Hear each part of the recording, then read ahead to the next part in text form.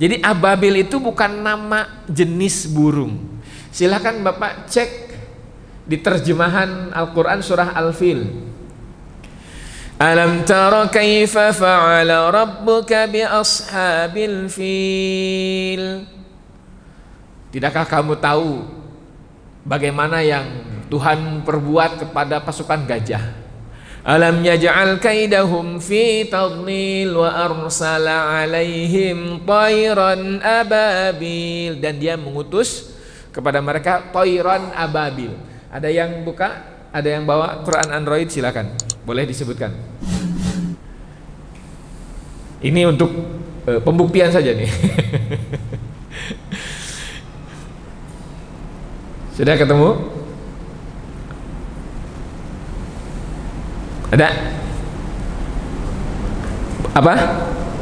Berbondong-bondong. Jadi ababil ini bukan nama, bukan jenis, tapi artinya berbondong-bondong. Hampir mirip dengan afwaja. Wa ra'aitan nasa yadkhuluna fi dinillahi afwaja. Sama itu artinya berbondong-bondong juga. Ini jadi toiron, burung, ababil yang berbondong-bondong, yang bergerombol. Tarmihim hijaratim min sijil, yang melempari mereka dengan batu-batu dari neraka. Disebutkan bahwa setiap burung itu membawa 3 butir batu dengan 2 cakarnya dan 1 paruhnya. Burungnya burung kecil, ya seukurannya seperti seukuran burung gagak, atau bahkan ada yang menyebutkan seukuran burung pipit. Kecil, tapi banyak.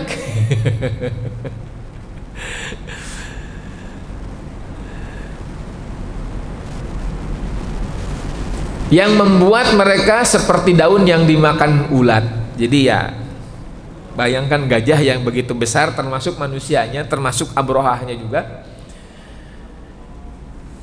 dilempari batu-batu yang kecil yang membuat mereka keadaannya seperti daun yang dimakan ulat. Pernah lihat daun yang dimakan ulat? Ya seperti itulah, Pak. Jadi bolong-bolong, intinya habis, hangus, ya tidak tersisa.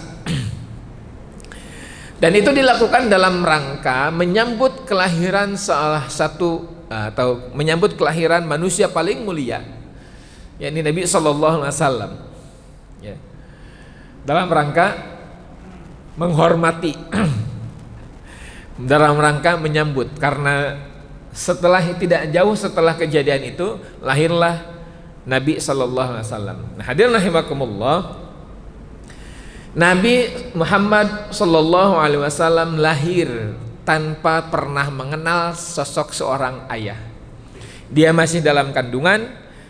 Abdullah bin Abdul Muthalib meninggal. Dan kebiasaan orang-orang Mekah saat itu, karena Mekah ini kota, ya kurang lebih seperti Jakarta lah, Pak. Ya. Mekah ini kota. Orang-orang yang ada di Mekah ketika mereka punya bayi biasa menyusukan bayinya kepada orang lain dari daerah. Kalau Jakarta ini daerahnya mana, Pak? Yang di luar Jakarta kira-kira? Nah, mana? Bogor. Bogornya juga mungkin Bogor sebelah, agak ujung gitu ya. Sukabumi mungkin ya, di daerah Banten mungkin, nah gitu.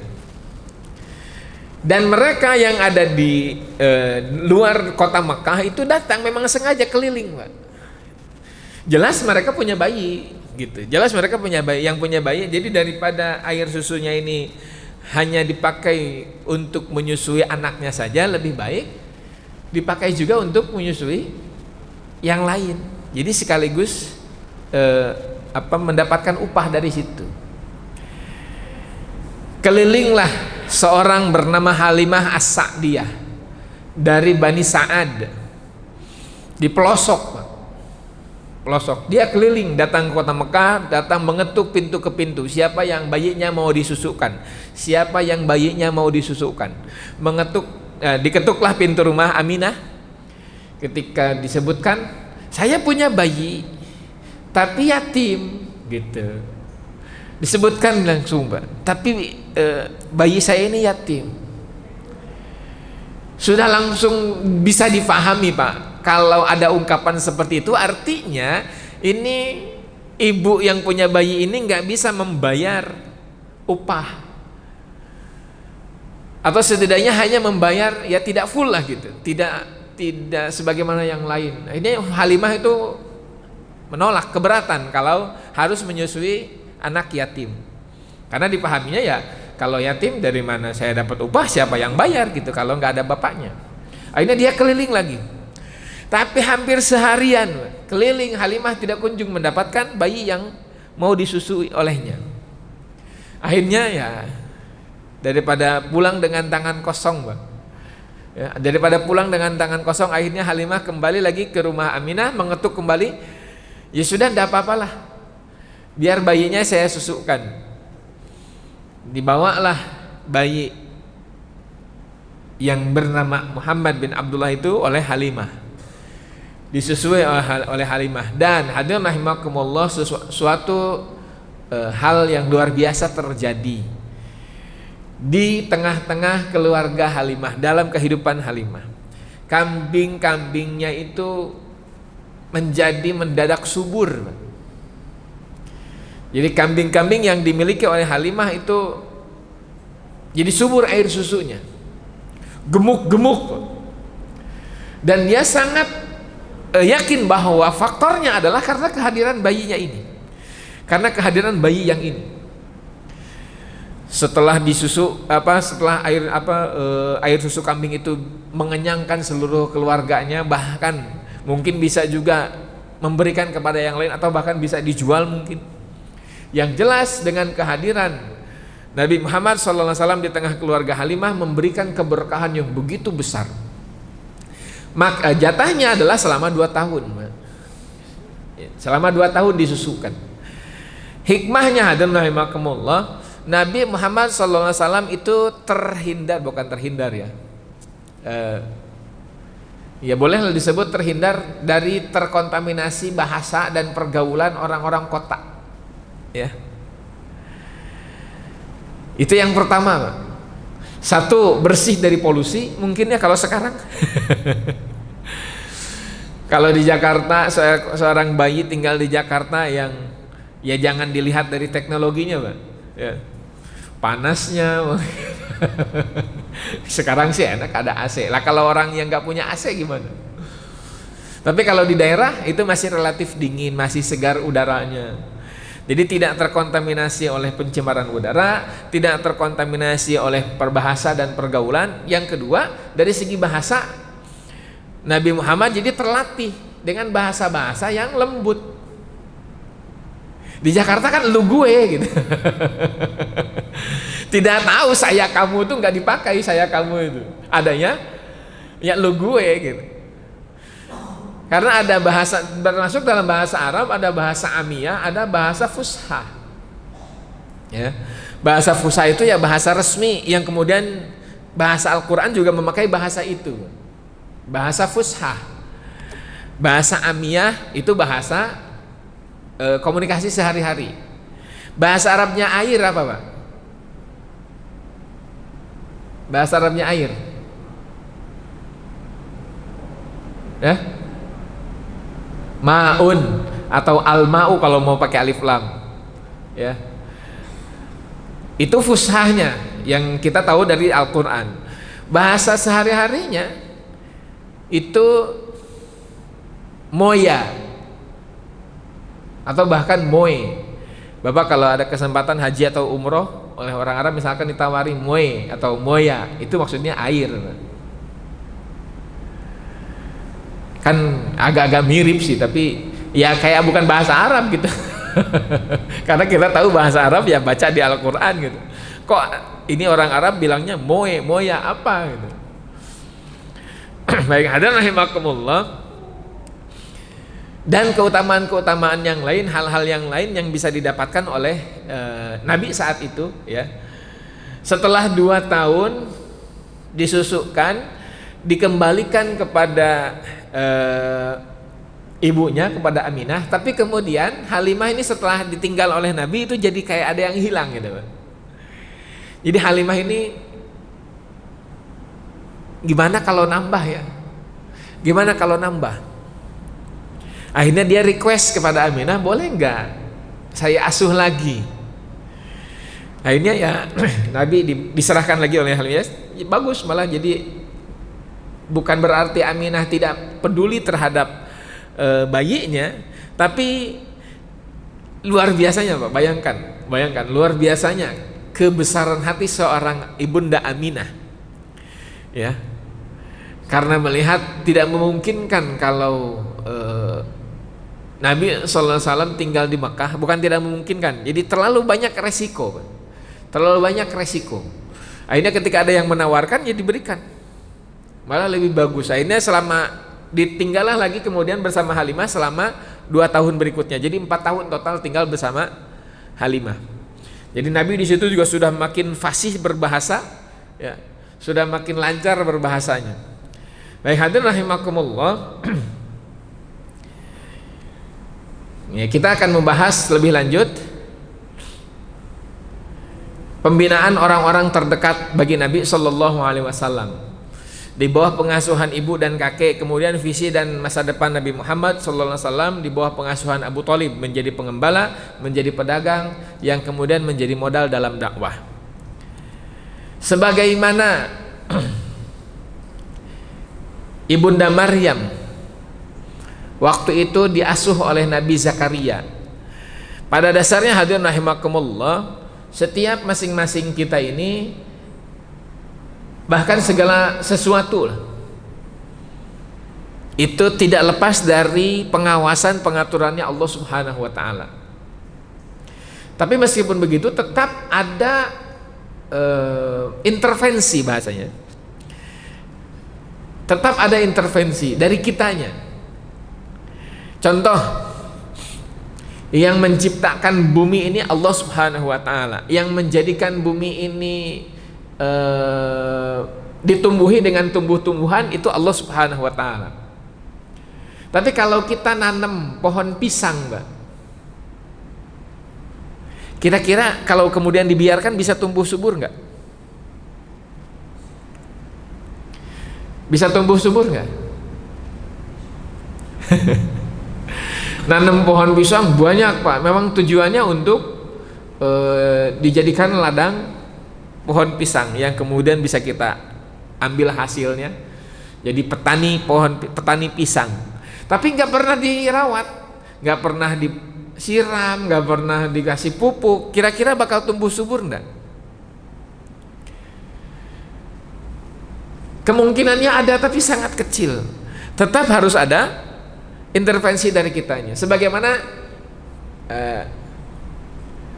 untuk membuat pohon kurma itu berbuah dengan sangat bagus, itu kan harus dikawinkan antara putik dengan benang sarinya secara manual. Gak bisa secara alamiah, harus manual. Ada intervensi dari kitanya. Kata Allah Subhanahu wa taala, fataqabbalaha rabbuha biqabulin hasanin wa anbataha nabatan hasanan wa kaffalaha Zakaria. Ini tentang ibunda Maryam. Maka Tuhannya menerimanya sebagai najar, ya, ibunya Maryam waktu itu dengan penerimaan yang baik dan mendidiknya dengan pendidikan yang baik. Bahasanya wa anbata. Anbataha nabatan hasana. Nabatan itu arti asal ya tumbuhan atau menumbuhkan. Anbata menumbuhkan. Di kita jadi ada nabati, ya. Ada protein hewani, ada protein nabati. Ya, itu dari bahasa Arab itu nabati. Diartikan anbata itu menumbuhkan, mensejahterakan, merawat, termasuk juga mendidik. Allah yang mendidik langsung, tapi tetap dalam teknisnya ada peran-peran yang lain. Dalam hal ini Ibunda Maryam diasuh, dipelihara, dididik oleh Nabi Zakaria. Wa kaffalaha Zakaria. Yang memelihara Ibunda Maryam adalah Nabi Zakaria. Begitupun demikian Nabi SAW ada dalam pengawasan Allah, dididik langsung oleh Allah Subhanahu wa Ta'ala, tapi ada peran-peran yang lain. Dalam hal ini ada Halimah, ada kakeknya Abdul Muthalib, ada juga pamannya Abu Thalib. 3 orang ini terutama yang punya peran penting dalam kehidupan Nabi SAW sebelum beliau menjadi seorang dewasa. Baik, hadirin rahimakumullah. Poinnya, dalam masa pendidikan Nabi SAW dari ketika diasuh oleh Halimah sampai kemudian sampai di dalam pengasuhan atau diasuh oleh Abu Thalib, Nabi Muhammad tidak pernah menyembah berhala. Nabi Muhammad tidak pernah menyembah berhala, meskipun di Mekah saat itu mayoritas semuanya hampir semua menyembah berhala, kecuali keluarga Abdul Muthalib, kecuali keluarga Nabi Muhammad secara nasab lah ya. Kecuali keluarga Nabi Muhammad secara nasab. Kalau keluarga Abdul Muthalib kan ke bawahnya banyak yang menjadi penyembah berhala, termasuk Abu Thalib juga ya. Keluarga Nabi Muhammad secara nasab itu tidak menyembah berhala. Abdullah tidak menyembah berhala, Pak. Aminah tidak pernah menyembah berhala, termasuk Abdul Muthalib tidak pernah menyembah berhala. Berarti Nabi Muhammad itu bertauhid sejak kecil. Bahkan dia termasuk orang yang membenci kepada berhala. Jadi berdasarkan pemikirannya bahwa ajaran atau milah Ibrahim itu tidak seperti ini, tidak seperti yang dilakukan oleh orang-orang Makkah pada umumnya.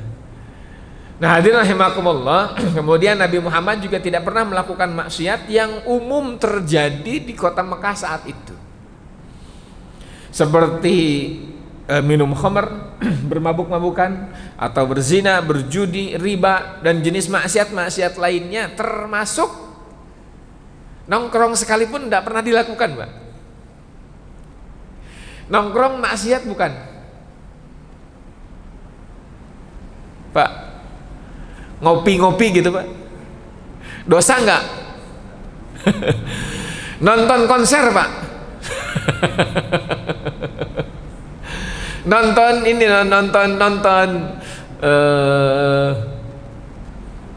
pertandingan hanya sekedar hiburan gitu ya, Nabi tidak pernah lakukan.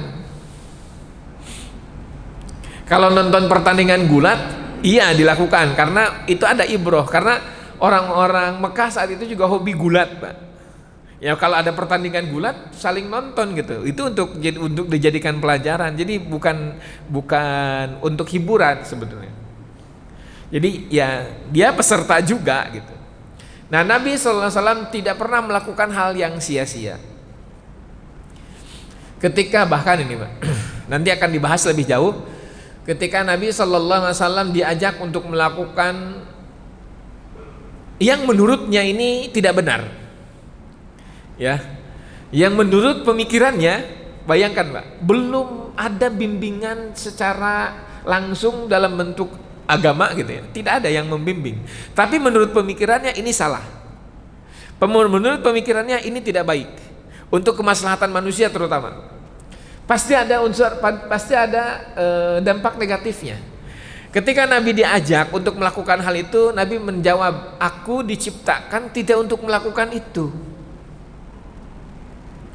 Jawaban yang sangat diplomatis. Aku diciptakan tidak untuk melakukan itu. Mungkin saat itu orang-orang bertanya, terus kamu diciptakan untuk melakukan apa? Ya Nabi juga nggak bisa jawab mungkin. Ya nggak tahu, pokoknya aku diciptakan tidak untuk melakukan itu. Kalau kita ditanya, kita diciptakan untuk melakukan apa, Pak? Apa? Ibadah. Untuk melakukan apa? Ibadah. Berarti di luar ibadah nggak mungkin kita lakukan kan? Tapi pada kenyataannya banyak hal-hal yang selain ibadah sering kita lakukan.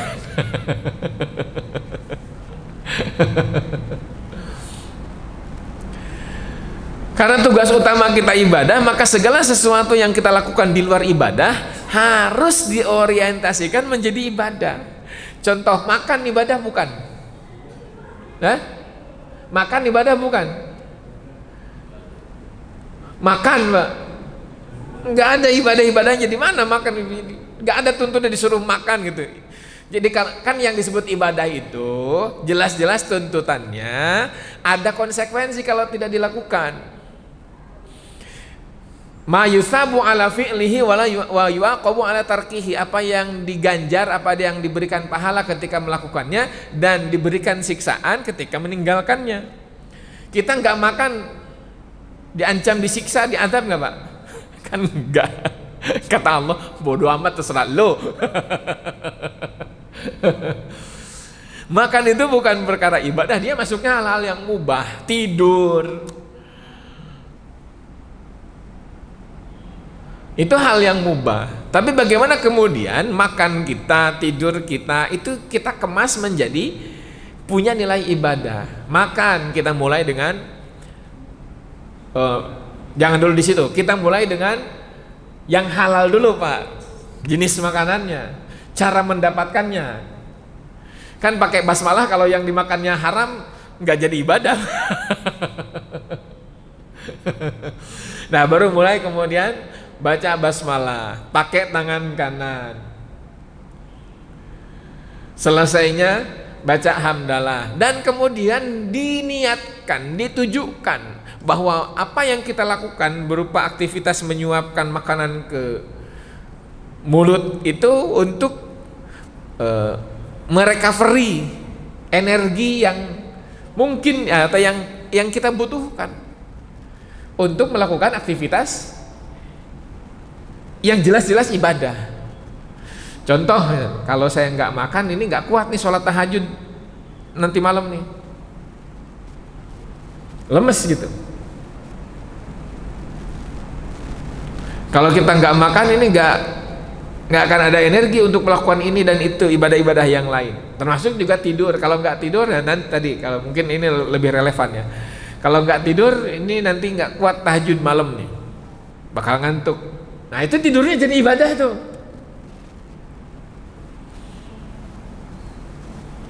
Nah, hadirin rahimakumullah, Nabi sallallahu alaihi wasallam ketika ditawari hal-hal yang menurut pemikirannya tidak ada nilai faidah atau manfaat, atau bahkan ada konsekuensi negatif, Nabi mengatakan, aku diciptakan tidak untuk melakukan hal itu. Kemudian diisi oleh kearifan lokal para bangsawan, kejujuran, amanah, kemudian membela yang hak dan komitmen dengan kebenaran. Nabi SAW dari semenjak kecil didaulat sebagai orang yang paling terpercaya, sehingga diberikan gelar atau julukan Al-Amin, orang yang terpercaya. Dan ini sesuai dengan millah Nabi Ibrahim alaihi salam. Nah, hadirin rahimakumullah, ini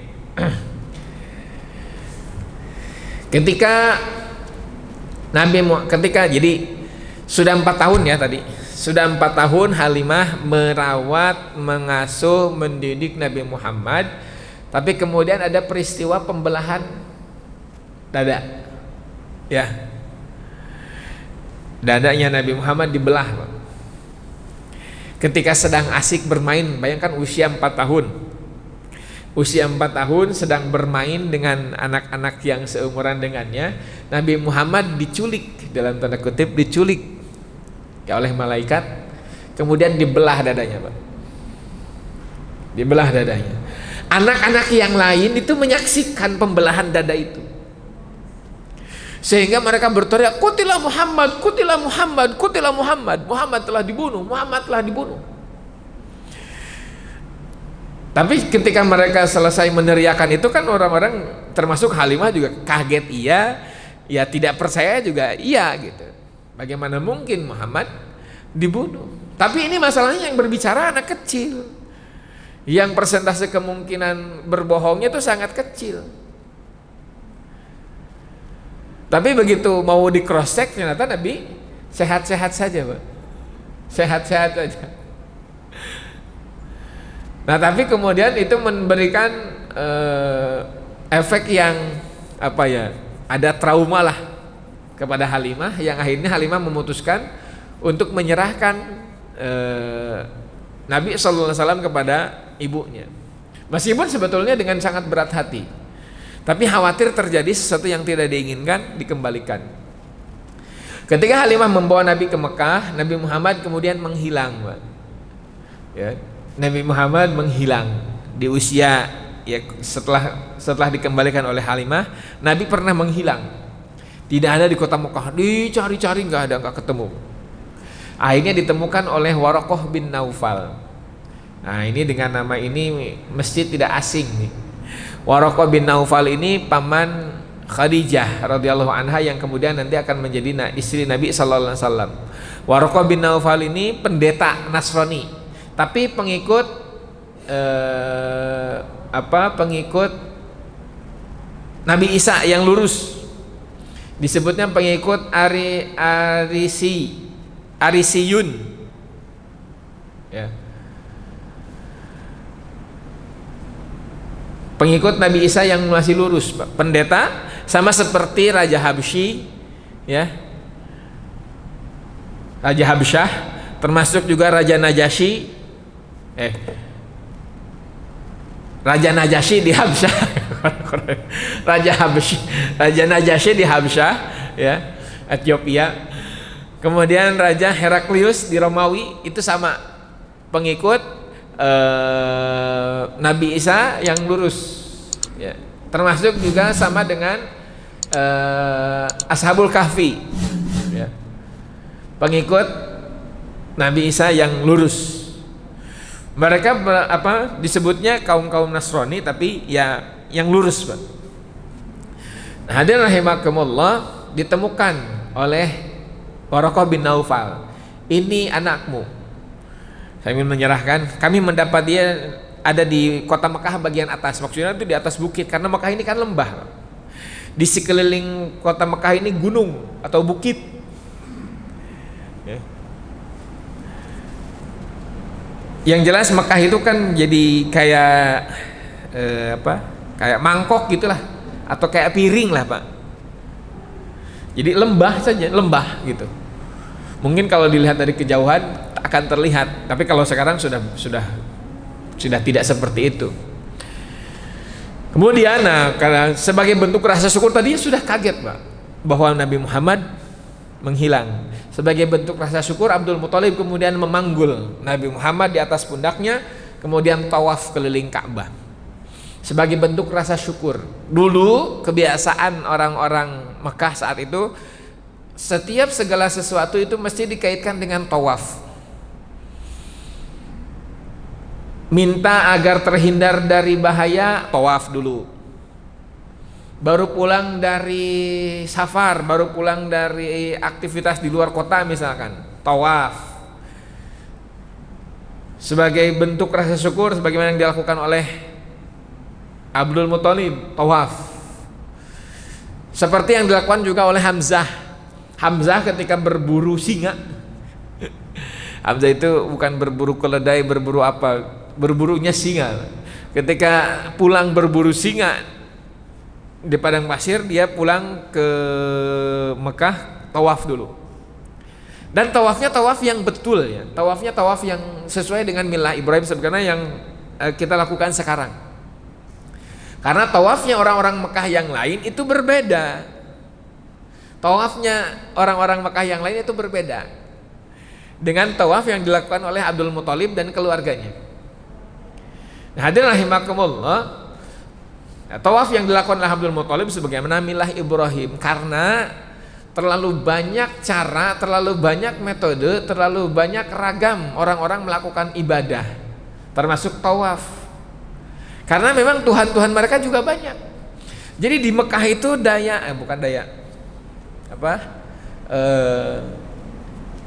rasa demokrasinya itu sangat tinggi.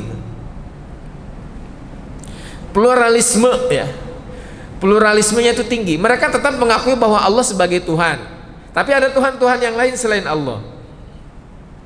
Dan ketika satu kabilah memiliki Tuhan, maka ya dianggap wajar, bebas Pak, bebas. Satu orang punya 2 Tuhan, punya 3 Tuhan, monggo.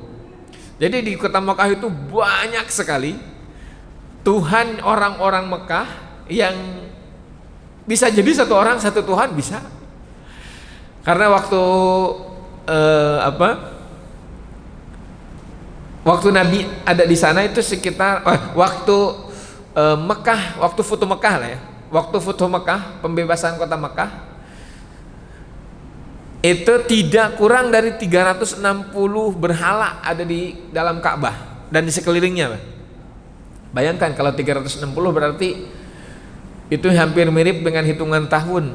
Kayaknya satu hari satu Tuhan, Pak. Tiap hari Tuhannya beda-beda. Satu kabilah satu Tuhan, satu orang bisa satu Tuhan. Jadi gitu, kalau ada yang mau tawaf, Tuhan ente siapa? Lata, masuk boleh. Tuhan ente siapa? Hubal, boleh. Tuhan ente siapa? Oh, saya punya Tuhan sendiri, ya udah boleh. Jadi masih dia diakomodir semua. Diakomodir selama tidak mengganggu Tuhannya yang lain. Selama tidak mengganggu keyakinan yang lain, sah-sah saja. Mau bawa Tuhan sendiri, yang penting tidak mempengaruhi orang lain, untuk dirinya sendiri saja, monggo gitu. Makanya orang-orang Mekah saat itu agak geram kepada Nabi ketika mendapatkan wahyu, karena Nabi mengajak orang lain, gitu masalahnya, Pak. Kalau waktu itu Nabi ya tidak dakwah lah gitu, ya terserah mau menyembah Tuhan yang mana ya monggo, tidak akan dimusuhi oleh orang-orang Mekah yang lain. Masalahnya Nabi ngajak gitu dan menyebutkan bahwa apa yang dilakukan oleh mereka salah, ini yang benar, itu salah, itu yang ditolak oleh mereka. Nah, hadirin rahimakumullah, tawaf yang dilakukan oleh keluarga Nabi, oleh Abdul Muthalib, itu tawaf yang masih yang sama seperti yang dilakukan sekarang, ya, sesuai dengan milah Nabi Ibrahim. Kemudian hadirin rahimakumullah, di usia Nabi berumur 6 tahun, dia diajak oleh Aminah, oleh ibunya, ke Yathrib. Yathrib itu Madinah sekarang, Pak. Dulu namanya Yathrib. Sebelum berubah menjadi Madinah, untuk ziarah ke keluarga dari ibu, nasab dari ibu. Ada 2 pendapat. Jadi Nabi diajak oleh Aminah itu untuk mengenali, untuk lebih dekat dengan keluarga dari jalur ibu, maksudnya dari jalur Aminah. Yang kedua, pendapat yang kedua, yang dimaksud jalur ibu itu ibunya Abdul Muthalib, ya, ibunya Abdul Muthalib, karena orang Madinah. Jadi untuk mengenal itu. Nah, pulang dari Madinah, berangkat ke Madinah itu bertiga. Aminah, Nabi Muhammad SAW, kemudian juga Barokah binti Tha'labah yang dikenal dengan Ummu Aiman. Nama aslinya Barokah binti Tha'labah. Nama julukannya Ummu Aiman. Pulang bertiga, Pak. Berangkat bertiga. Ketika dalam perjalanan pulang, Ibunda Aminah meninggal di sebuah tempat bernama Abwa. Itu kalau kita bayangkan ya, kira-kira perasaan Nabi saat itu gimana gitu. Anak usia 6 tahun berangkat bertiga dalam rangka tamasya, Pak, dalam rangka jalan-jalan, dalam rangka healing. Pulang jalan-jalan, dalam perjalanan gitu, ibunya meninggal. Berangkat bertiga, pulang tinggal berdua. Nah, dan rahimakumullah, nah ini ya saya sih gak bisa membayangkan ya perasaan Nabi saat itu.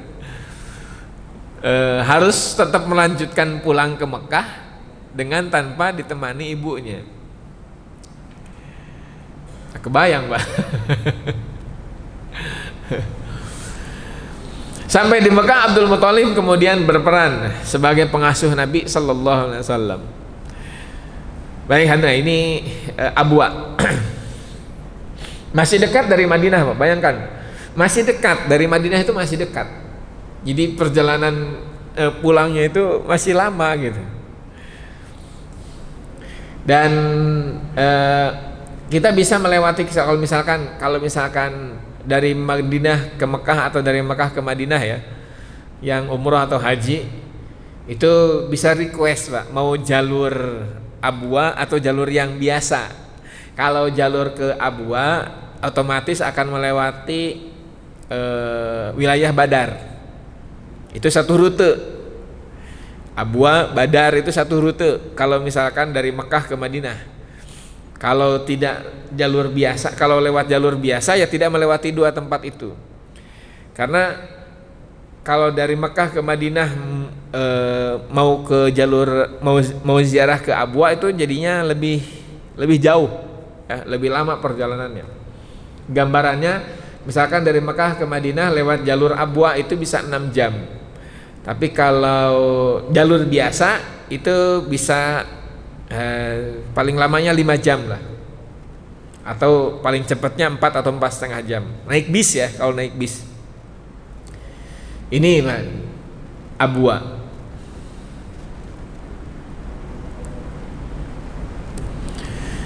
Baik, hadirin rahimakumullah, mau dilanjut atau ada pertanyaan dulu? Ini belum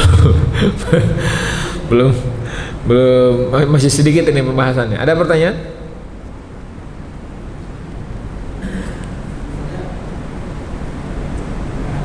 Nggak ada.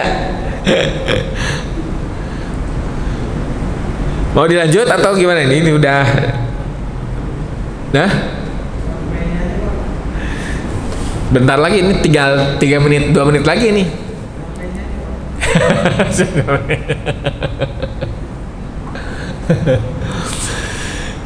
Jadi kalau mau dilanjut nggak akan cukup. Tapi tidak apa-apa lah ini. Nabi Muhammad itu lebih diistimewakan oleh Abdul Muthalib. Ini tambahan. Nabi Muhammad itu lebih diistimewakan oleh Abdul Muthalib dibanding dengan anak-anaknya yang lain. Ada yang seumuran dengan Nabi Muhammad itu Hamzah. Hampir seumuran, Pak. Antara Nabi Muhammad dengan Hamzah itu hampir seumuran. Nah, Abdul Muthalib itu sangat terlihat lebih cinta, lebih sayang kepada Nabi Muhammad ketimbang kepada anak-anaknya. Jadi lebih sayang kepada cucu gitu. Dan anak-anaknya tidak pernah merasakan perlakuan Abdul Muthalib sebagaimana kepada Nabi Muhammad waktu kecil mereka gitu. Jadi mereka tidak pernah diperlakukan sebagaimana Abdul Muthalib memperlakukan Nabi Muhammad. Bahkan Abdul Muthalib itu punya permadani khusus, ya, punya permadani khusus, Pak. Punya tempat duduk khusus yang tidak berani, yang orang lain tidak berani menempatinya karena memang Abdul Muthalib melarang. Tidak boleh, itu tempat keramat itu. Tidak boleh ada yang coba-coba untuk duduk di tempat itu. Tapi Nabi Muhammad kemudian duduk di situ, Pak. Anak-anaknya otomatis kan melarang, jangan duduk di situ, jangan duduk di situ. Kenapa? Karena mereka pernah mengalami gitu. Begitu betapa marahnya Abdul Muthalib ketika permadaninya itu ditempati oleh orang lain. Tapi ketika Nabi Muhammad duduk di situ dan yang lain otomatis secara refleks melarang Nabi, tapi kemudian oleh Abdul Muthalib, biarkan, jangan larang anakku yang ini. Demi Allah, kelak di kemudian hari dia akan menjadi orang besar. Kemudian ya, Abdul Muthalib mendudukkan Rasulullah dan jadi duduk bersama di tempat itu. Jadi memang Abdul Muthalib seolah sudah memiliki firasat yang sangat kuat bahkan tentang kenabian Nabi SAW. Abdul Muthalib tidak menyebutkan akan menjadi orang besar itu bagaimana. Yang jelas ya setelah usia Nabi 40 baru terbukti. Abdul Muthalib memang mendapatkan ilham lah, ya, mendapatkan ilmu dari Allah, bocoran gitu, bocoran informasi dari Allah Subhanahu wa taala. Baik hadirin rahimakumullah, ini baru sekilas ya, baru sedikit pengantar ini. Sebetulnya pengantarnya panjang, Pak. Kalau mau bahas pengantar sebetulnya kan harus ditinjau dari nasabnya dulu, ya. Ya mungkin harus ada sih dibahas sejak kapan kan dari segi nasab bahwa Nabi Muhammad itu jalurnya nyambung ke Nabi Ismail, ya, sebelum ke Nabi Ibrahim. Atau mau sambil kita hafalin nasabnya, Pak? Mau, Pak? Nasab Nabi Muhammad satu pertemuan 3 orang saja, maksudnya itu 3 nasab dari Nabi Muhammad, ke atasnya 3, Muhammad bin Abdullah bin Abdul Muthalib, kemudian mentoknya kan di Abdul Muthalib kita ini.